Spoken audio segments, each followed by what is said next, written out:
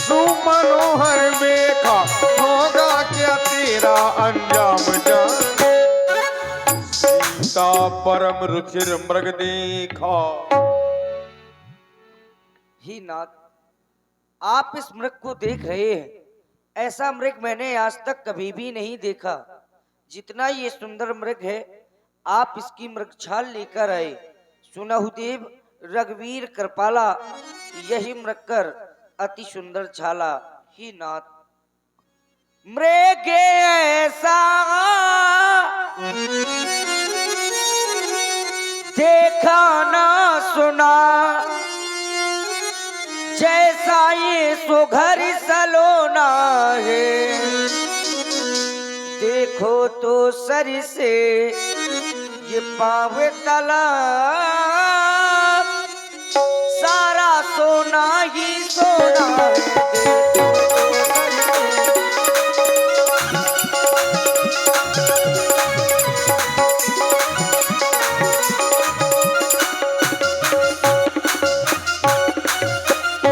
आप इस मृग का आखेट करके लाए नाथ। लक्ष्मण, जानकी ने पहली बार हमसे कुछ मांगा है। मैं जा रहा हूं मृग की छाल लाने के लिए। तुम्हारे लिए आदेश है, सीता केरी करे रखवारी, बुद्धि विवेक बल समय विचारी, जानकी की रक्षा करना। मैं जा रहा हूं मृग के पीछे। तब रघुपति जानत सब कारण, उठे सकल सुर काज सवारन। राम जी ने अपना धनुष बाण उठाया और उस मृग का पीछा करना प्रारंभ कर दिया। प्रभु विलोक चला मृग भाजी, धाये राम सरासन साजी। प्रगटत दुरत करत छल भूरी, यही विधि प्रभु गयउ लय दूर। तब तक राम कठिन सर मारा, धरण पर्यउ कर घोर पुकारा। लक्ष्मण कर प्रथम ही लय नामा, पाछे सुमिर मन महु रामा। हाय लक्ष्मण, हाय सीते, बचाओ बचाओ, हाय राम। देखिए, जब मामा मारीज ने अंतिम सांस ली, तब भी उसने कपट करना छोड़ा नहीं और हा लक्ष्मण की आवाज जैसे ही की मरते वक्त, तो सीता जी ने जब हा लक्ष्मण की आवाज सुनी, तो मां जानकी के हृदय में नाना प्रकार के विचार उठने लगा कि जैसे प्रभु संकट में हैं और लक्ष्मण को बुला रहे हैं। आरत गिरा सुनी जब सीता, कह लक्ष्मण सन परम सभीता। जाहु वेग संकट अति भ्राता। ही लक्ष्मण, तुम्हारे भैया किसी घोर संकट में है, तुम अति शीघ्र उनकी रक्षा में जाओ देवर, जाओ भैया। भैया, आप कह रहे हैं मेरे आराध प्रभु श्री राम जी इस समय किसी संकट पर हैं। नहीं नहीं भैया, इस संसार में अभी तक ऐसे किसी वीर योद्धा ने जन्म नहीं लिया जो मेरे महाप्रभु के ऊपर कोई संकट पहुंचा सके। क्योंकि मैया, भ्रकुटी विलास सृष्टि लो हुई, सपने संकट पर ही कि सोई। अरे जिनके मात्र इन भावों के सारे से यह सृष्टि उलट पुलट हो जाती है, भला ऐसे प्रभु श्री राम को क्या स्वप्न में भी संकट आ सकता है? नहीं नहीं मैया, अरे किसका साहस है माता जो उन्हें कष्ट पहुंचाएगा? आया सूर्य जिस जगह प्रकाशित है, कब वहां अंधेरा छाएगा। अच्छा माना दुख आया भी पर दुखी नहीं कर पाएगा।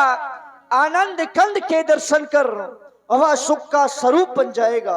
इस समय धर्म मेरा और रहूं आपकी रक्षा पर, और सर्वस्व निछावर है मुझको अपने भैया की आज्ञा पर। भैया, आप किसी प्रकार की चिंता ना करें, मेरे महाप्रभु इस समय साकुशल ही होंगे। बस मौन हो जाओ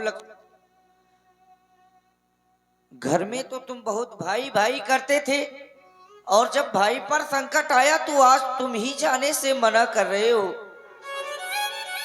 लाओ ये धनुष बाण मुझे दे दो, हर एक आर पत्नी अपने स्वामी की रक्षा करना भली बात जानती है। जब आज एक भाई ही भाई की रक्षा के लिए नहीं जाता, अरे बड़े सौभाग्यशाली होते हैं वो लोग जिनके जीवन में भाई होता है।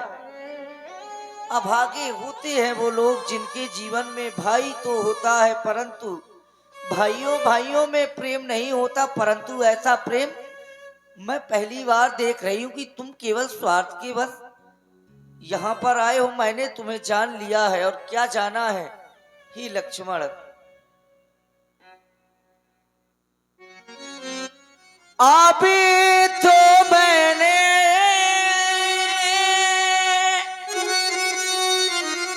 जाने लिया क्या मैया?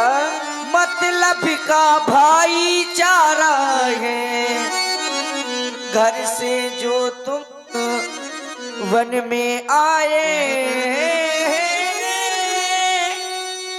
इसमें कुछ स्वार्थ तुम्हारा है।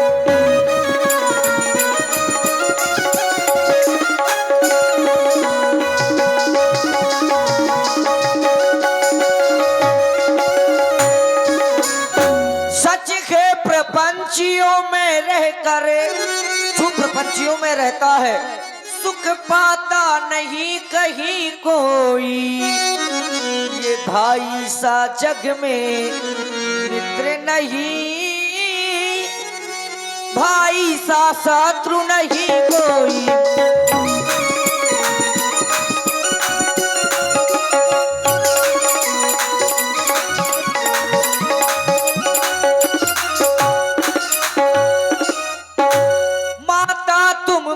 समझते हो तो आज्ञा मानो माता की, मैं आज्ञा तुमको देती हूँ। जाओ सुध लेने भ्राता की मैं।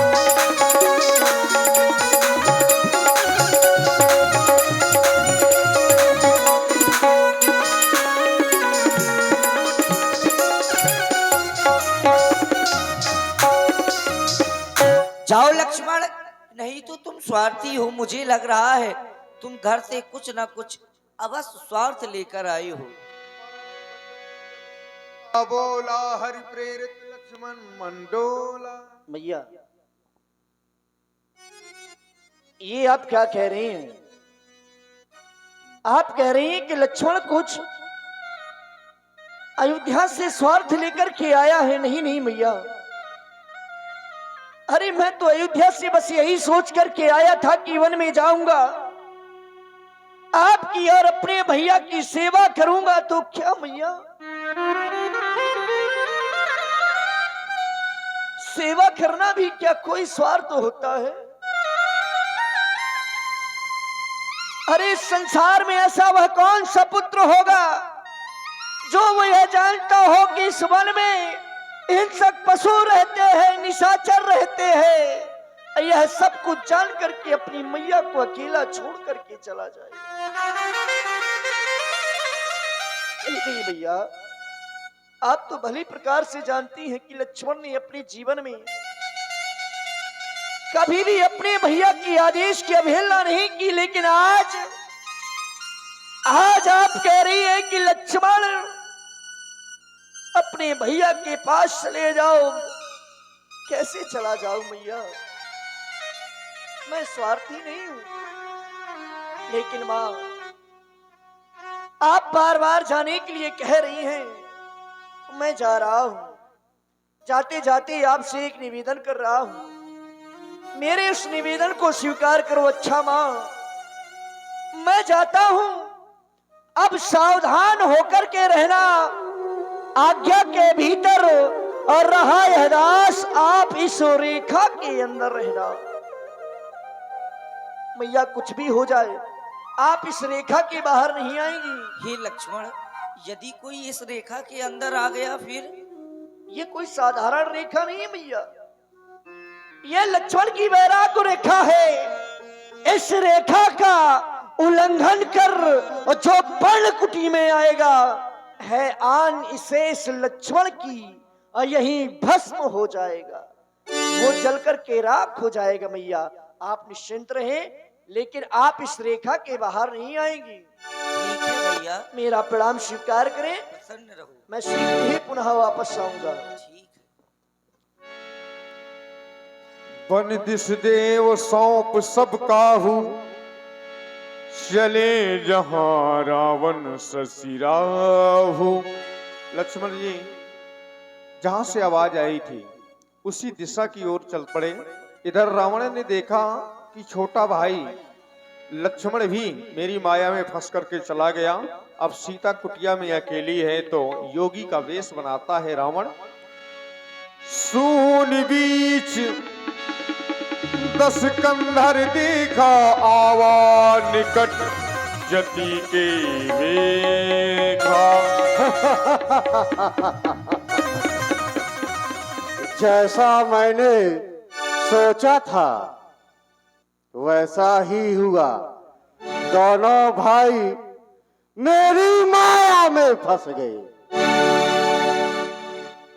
बड़ा भाई उस मृगा के पीछे गया और छोटा भाई भी चला गया। इस समय सीता कुटिया पर अकेली है और मैंने ये बाबा जी का भेष धारण कर लिया। अब मुझे सीता के पास चलना चाहिए और उससे भिक्षा मांगनी चाहिए, लेकिन मैंने ये बाबा का भेष धारण कर लिया। जाना चाहिए, लेकिन कीर्तन करते हुए जाना चाहिए। ओ मंगल भवन अमंगल हारी, दिर्बाहो सुदशरथ अजय बिहारी। राम सिया राम, जय जय राम सिया राम। अरे महात्मन, आप तो बहुत मैं कुटिया के समीप आ गया। देखता क्या हूँ, सीता अकेली है, सोच में डूबी हुई है। भिक्षाम दे माही, भिक्षाम दे। मेरा प्रणाम स्वीकार करें भगवान। कुटिया के अंदर कुछ फल रखे हैं जो मेरे स्वामी ने मृग के चक्कर में अभी नहीं खाए हैं। मैं अतिशीघ्र आपके पास में लाती हूँ। लाओ माई।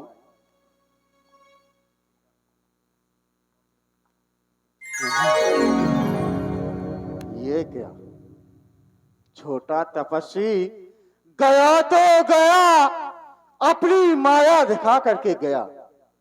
उसने ये रेखा खींची। अगर मैं इस रेखा के अंदर जाऊंगा तो भस्म हो जाऊंगा। इसी कारण से सीता को इस रेखा के बाहर निकालना ही होगा। लीजिए भगवान। हे माई, अगर भिक्षा देना ही है तो इस रेखा के बाहर निकल के ही मुझको भिक्षा दो। नहीं नहीं भगवान, मैं इस रेखा के बाहर नहीं आ सकती। क्यों? क्योंकि मेरे देवर कसम दे गए हैं। क्या कसम दे गए हैं? आप श्रवण करें भगवान।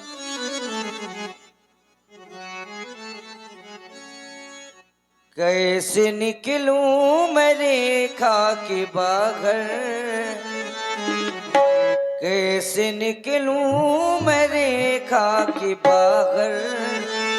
मेरे देवर कसम दे गए हैं, मेरे देवर कसम दे गए हैं।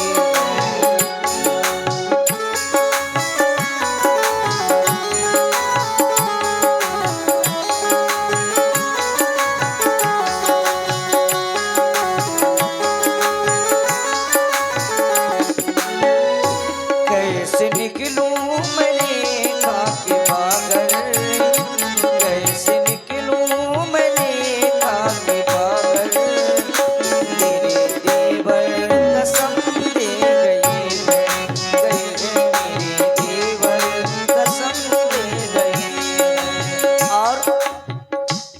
दया भी करे हे भगवान।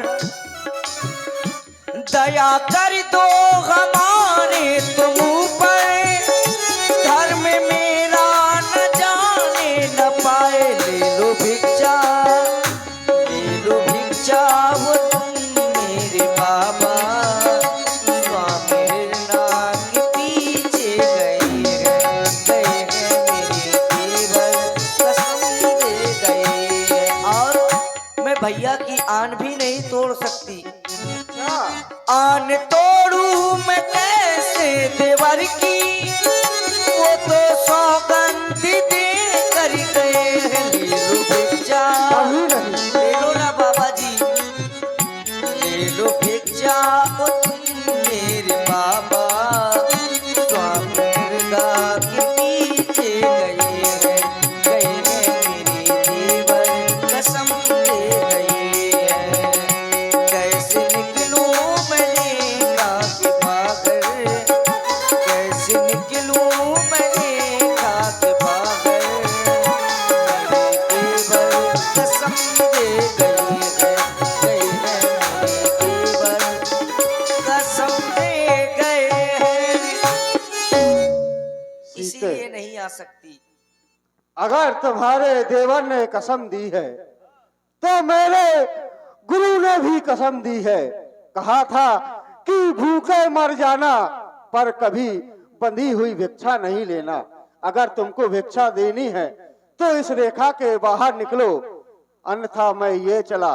और जाते जाते मैं तुम्हें श्राप दे रहा हूं कि तेरा स्वामी जिस मृगा के पीछे गया है वो मृगा अपने दोनों सींग तेरे पति के उदर में अरे घोंप रुकिए देगा। रुकिए महात्मन, ठहरिए।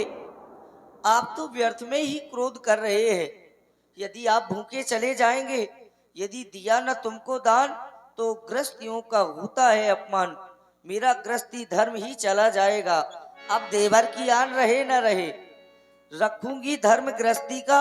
अब मैं इस रेखा का ध्यान छोड़ करती हूँ कर्म गृहस्थी का। लाओ माई, लीजिए भगवान। लाओ। तूने क्या मुझे साधु समझा है? अरे सीते, अरे मैं कोई दोस्त! साधु नहीं। तूने इन फलों को फेंक दिया। और क्या? तू बाबा जी की भेष में कौन है? योगी है, यति है, कौन है पापी? अरे ना मैं कोई योगी यति, ना मैं कोई। देख तेरे सामने खड़ा 20 भजा 10 भाई सब है जगन्नाथ सुबह। अरे सीते हो जा सावधान, अब तू मेरे पंजे में है। मैं लंकाधिपति रावण हूँ, तू रावण के कब्जे में है। हाय स्वामी मेरी रक्षा करो। हे वन के पशु पक्षियों, मेरे देवर तो तुम्हारे ही सहारे सौंप कर गए थे। हे भैया लक्ष्मण, मेरी रक्षा करो, रक्षा करो।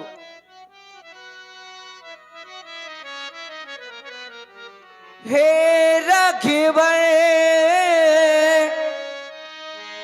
बुलाऊं तुझे मैं, आज भरते सिया के नयन।